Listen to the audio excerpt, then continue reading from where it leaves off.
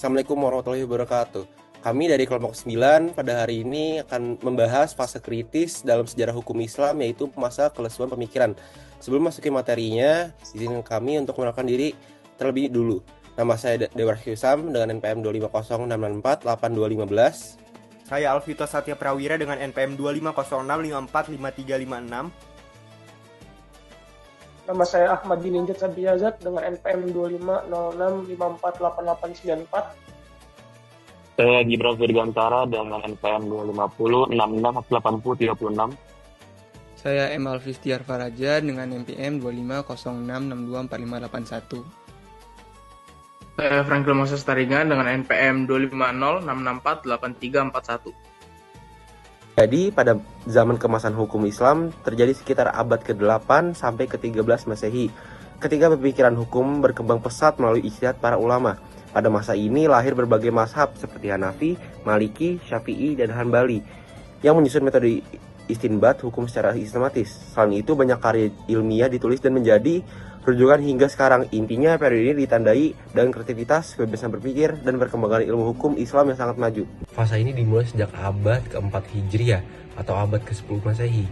Di penghujung kekuasaan Abbasiyah ini, pukulan terbesar terjadi pada tahun 1258 Masehi ketika tentara Mongol melelahkan atau menghancurkan total Baghdad dan menghancurkan pusat ilmu pengetahuan, yaitu Baitul Hikmah. Sejak saat itu, dinamika hukum Islam yang dulunya progresif menjadi perlahan mulai meredup.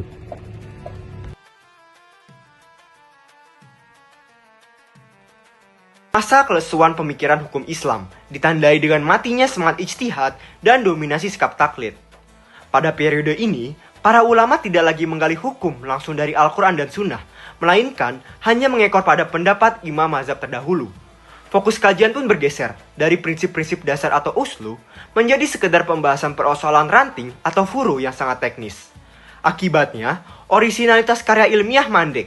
Literatur yang muncul hanya berupa muktasar atau ringkasan, syarah atau penjelas, dan hasiah atau catatan pinggir dari kitab-kitab lama. Kondisi ini menciptakan jurang yang lebar antara realitas sosial yang dinamis dengan pemikiran hukum yang statis. Terdapat beberapa faktor yang melatar belakangi masa kelesuan ini.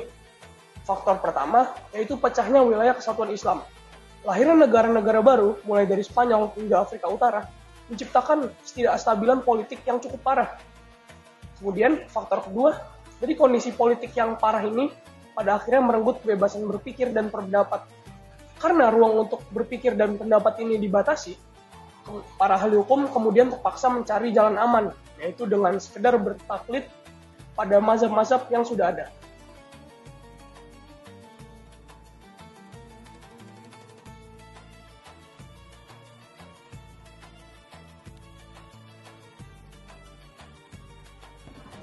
Masuk ke faktor ketiga, dan inilah dampak yang sangat fatal akibat situasi politik yang berantakan. Banyak orang tanpa keahlian malah nekat mengeluarkan fatwa-fatwa yang bikin umat bingung.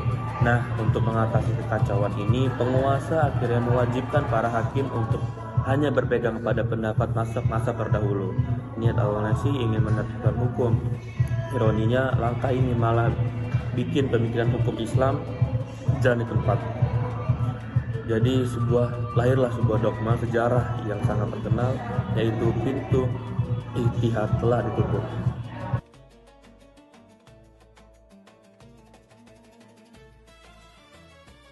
Faktor keempat, adanya kelesuan berpikir secara berpikir massal. Jadi para ijtihad dulu semangatnya masih tinggi nih, masih menyala-nyala lah.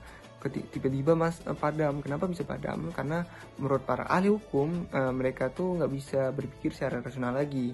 Nah, di sisi lain juga adanya tasawuf mazhabi atau fanatisme buta. Nah, di mana para umat Islam dulu tuh sibuk bertengkar tuh, berdebat tuh, membela mazhabnya masing-masing. Sebenarnya ya alih-alih seharusnya tuh bersatu, karena ya sekarang kan menjawab tantangan zaman nih yang makin sini makin banyak berkembang gitu. Kemudian ada menuju era kebangkitan setelah Hadid. Terdapat masa kelesuan yang berlangsung cukup panjang, bahkan hingga memasuki abad ke-19 Masehi. Kondisi stagnasi tersebut pada akhirnya menjadi titik balik yang menggugah kesadaran umat Islam akan pentingnya perubahan. Dari situ muncul berbagai reaksi dalam bentuk gerakan tahdid atau pembaruan yang mengajak umat untuk kembali kepada ajaran Islam sebagaimana dipraktikkan pada masa awal. Kesadaran ini menjadi fondasi penting bagi lahirnya kembali semangat pembaruan dalam berbagai aspek kehidupan, termasuk dalam bidang hukum Islam. Melalui upaya reinterpretasi dan penyesuaian dengan konteks zaman, hukum Islam mulai berkembang kembali dan menunjukkan relevansinya hingga memasuki era modern saat ini. Sekian dari kelompok kami, terima kasih.